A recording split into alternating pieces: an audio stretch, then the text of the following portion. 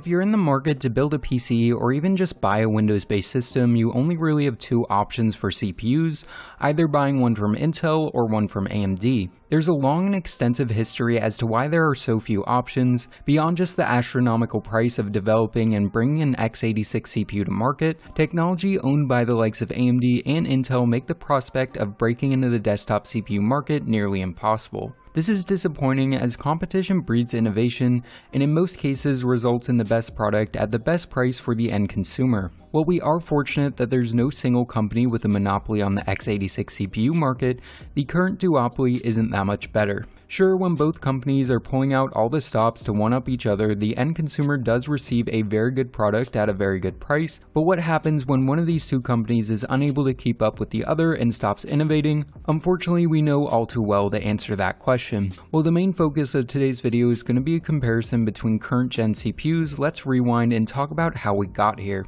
For many years in the early 2000s, AMD and Intel were trading blows year after year, competition was hot, and computing power continued to rise at an exponential rate, but this wouldn't last forever. A very important year I want to look at is 2011. Both AMD and Intel had major CPU architecture releases. Intel released their second-gen core processors. These CPUs were based on the Sandy Bridge architecture, which is now considered legendary and one of the biggest steps forward in modern computing. On the other hand, AMD also released new CPUs based on the now infamous Bulldozer architecture. These FX CPUs were doomed to fail out of the gate. They ran hot, couldn't compete with Intel's higher-end SKUs, and their high core counts were later found out to be misleading to say the least, which actually led to a class action lawsuit that AMD lost. After years went on, AMD continued to produce new FX CPUs and Intel continually released new Core i CPUs.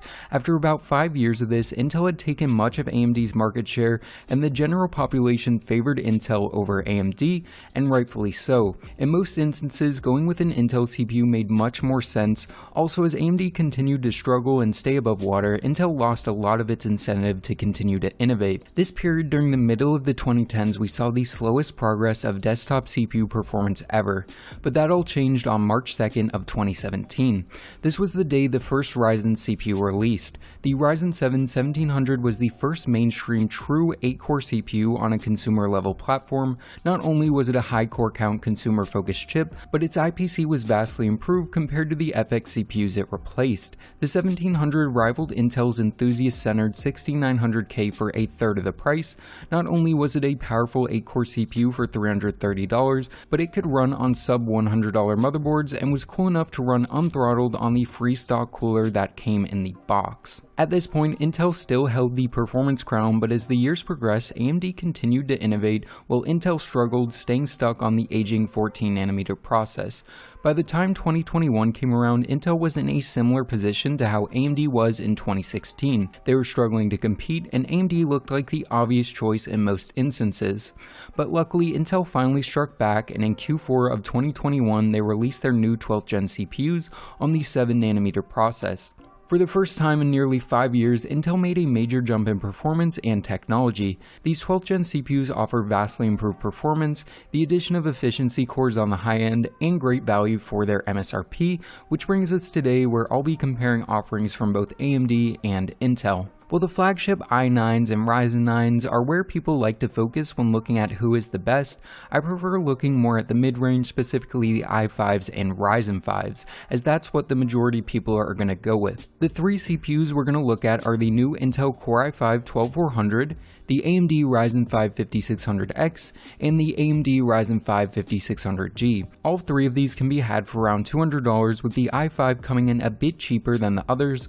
All three of these offer 6 cores and 12 threads. All three have a decent included stock cooler, and other than the 5600X, all have integrated graphics, which is an area I will be focusing on a bit. These are the three best mid-level offerings from both, and the performance of these chips will tell us a lot about who is the best current pick. The reason I'm just testing the 12400 and not also the 12400F is because other than the integrated graphics, these are exactly the same and should perform the same. This is unlike the 5600G and 5600X, which do have inherent differences other than the addition or lack of integrated graphics.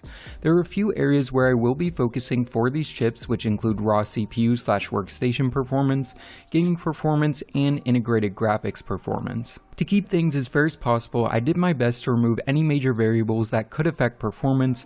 Both the Intel and AMD systems will be using the same RAM, SSD, power supply, and case.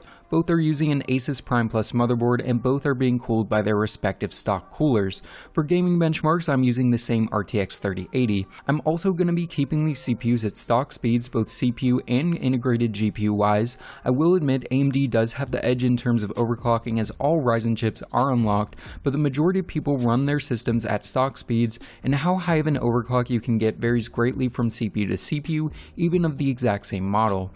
One thing I will note is the CPU performance of my 5600G is benchmarking a bit lower than others I've seen on YouTube, so just keep that in mind, and I would recommend looking at other videos in addition to this one when selecting a CPU to go with. So the first area to look at is raw CPU performance. These tests will give us a good idea of how Intel and AMD stack up compared to one another from a raw power standpoint. The ways I went about testing this was through the use of Cinebench, Blender, and 7-Zip. Starting things off with 7-Zip, this is an area where AMD takes an obvious lead. The 5600G slightly outperforms the 12400, and the 5600X outperforms it by a large margin. 7-Zip is a good representation of raw CPU power, but it doesn't tell the whole story. Next up is Cinebench, which is probably the most popular CPU benchmark of all time. In this test, Intel beats out both the 5600G and 5600X in multi and single core performance. This is interesting to see, as if we were looking at a 10th or 11th Gen i5, the results would be much different. For the final CPU/workstation benchmark, I looked at Blender.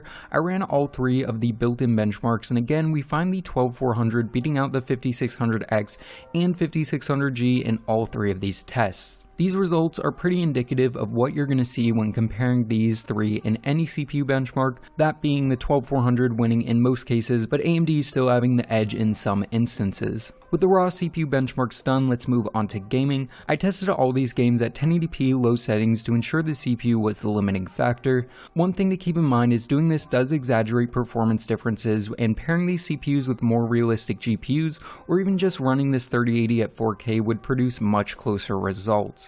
With that being said, testing at 1080p low may not be super realistic, but it's the best way of isolating the CPU as the main variable. Starting things off with Borderlands 3, the 12400 and 5600G produce very similar averages, with the 12400 having better 1% lows, but once we look at the 5600X, we find it handily beats both of these chips in both average and 1% lows, so in Borderlands 3, AMD definitely takes the cake.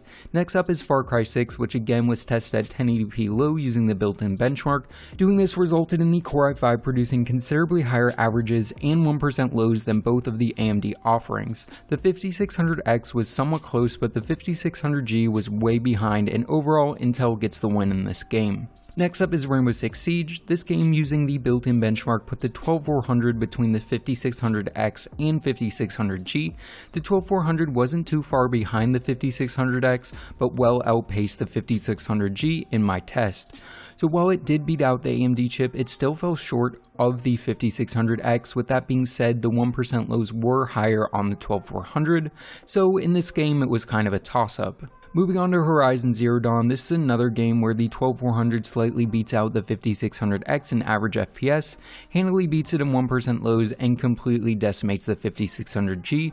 Again, performance between the 12400 and 5600X isn't that far off, and playing at higher settings would narrow the difference even more. Hitman 3 is another clear win for the Intel CPU, with it beating out the 5600X and 5600G by noticeable margins in average and 1% lows. Finally, I tested Shadow the Tomb Raider, which followed a similar trend to the other games, where the 12400 edged out a win on the 5600X and handily beat out the 5600G. All in all, the 12400 definitely takes the dub here. The 5600X isn't far behind and is still a good option, but based on these tests, it would be hard for me to recommend the 5600G if you are going to a dedicated GPU right out of the gate. But what if you aren't going with a dedicated graphics card out of the gate and are going to be using the integrated graphics until you can save up for a graphics card? Well, then the 5600X isn't an option at all, and we can only compare the performance of the 5600G and 12400. The 5600G is using AMD's Vega 7 graphics, while the 12400 is using Intel's UHD 730. To be fair, the AMD integrated graphics are much more heavily marketed as being good for gaming, but I still want to see how the 12400 stacked up in iGPU performance. I reran 4 of the gaming benchmarks using the integrated GPU on both of these chips, so again, all these were run at 1080p low settings. Starting off with Rainbow Six, the 5600G put out an impressive 101 FPS average with 1% lows of 85. This was over twice the performance of the 12400, which offered a 38 FPS average with 1% lows of 31. Moving on to Borderlands 3, we see a similar story. The 5600G offers an average of 34 FPS, and the Core i5 offers an unplayable average of 14. Next up is Far Cry 6. In this game, neither of these iGPUs can produce an average above 30, but the 5600G still takes the clear performance crown. Finally, in Shadow of the Tomb Raider, the results follow the exact same trend and give the 5600G the clear victory. Overall, these results were to be expected. This just illustrates that even though the raw CPU performance of the 5600G is considerably lower than the 12400, the overall integrated gaming performance is much higher. So now that we've run all these tests, what conclusions can we draw? The first big one is that if you're building a system with a dedicated graphics card out of the gate, don't even begin to consider the 5600G. My recommendation at this point is the 12400, as it edges out the 5600X in more tests than it does not. With that being said, you can still make a case for the 5600X, and performance for the price is still very respectable.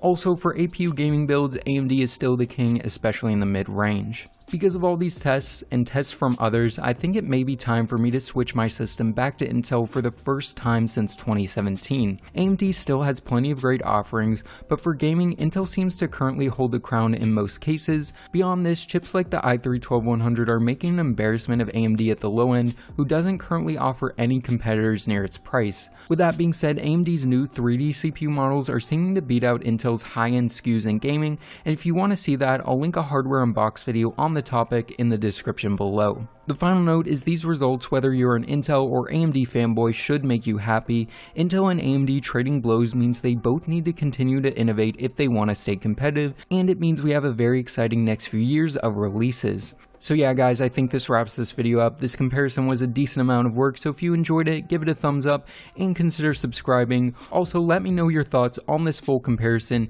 and AMD versus Intel in the comments below. And as always, this is Matt from Tech by Matt, signing out.